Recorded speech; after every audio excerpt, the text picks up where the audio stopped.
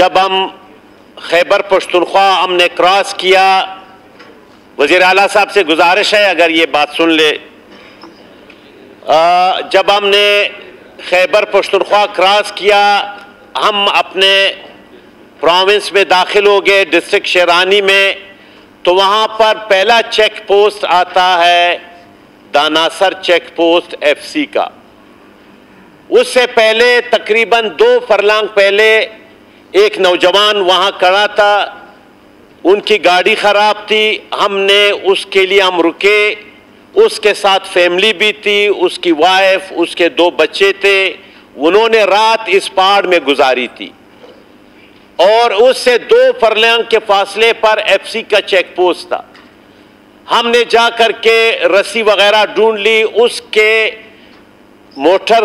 کار کو ہم نے اپنے گاڑی کے ساتھ ٹوچین کر کے ہم روانہ ہوئے۔ یہ جو چیک پوسٹ ہے ایف سی کا داناسر کا، یہ ایسا چڑھائی پہ ہے، تو وہ چونکہ ٹوچین آ رہا تھا گاڑی، تو ایف سی کا سپاہی آیا، میں نے اس سے کہا کہ میں ایم پی اے ہوں، یہ گاڑی پیچھے سے ٹوچین ہے، اگر ہم رک جاتے ہیں تو لا محالہ پھر دوبارہ چڑھائی پہ وہ نہیں چڑھ سکے گی۔ اس دوران انہوں نے میرے ساتھ بحیثیت ممبر صوبائی اسمبلی میں نے تعارف بھی کرایا، باقی بھی ایف سی والے آ گئے، سابق وزیر عبدالرحیم زیارتوال ہمارے دوسرے پارٹی کے ذمہ دار بندے تھے، انہوں نے ہم سے بدتمیزی کی وہاں پر۔ پھر ہم نے کہا کہ آپ کے صرف 2 فرلانگ کے فاصلے پر اس بندے نے وہاں رات گزاری ہے بچوں کے ساتھ، وہ بہت بری حالت میں تھے وہ لوگ، وہ نوجوان اور اس کی وائف، اس کے 2 چھوٹے بچے، اور آپ لوگوں میں اتنی ہمت نہیں تھی کہ آپ لوگ ڈرائیونگ کریں، وہاں جا کر کے ان کو ریسکیو کریں، ان کی گاڑی کو ٹھیک کریں، لیکن انہوں نے ہمارے ساتھ وہاں بدتمیزی کی۔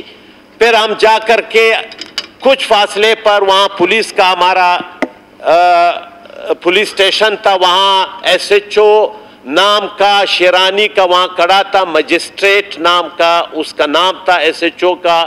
وہاں ان کے ساتھ ہم رکے۔ وہاں سے میں نے ڈائریکٹ فون کیا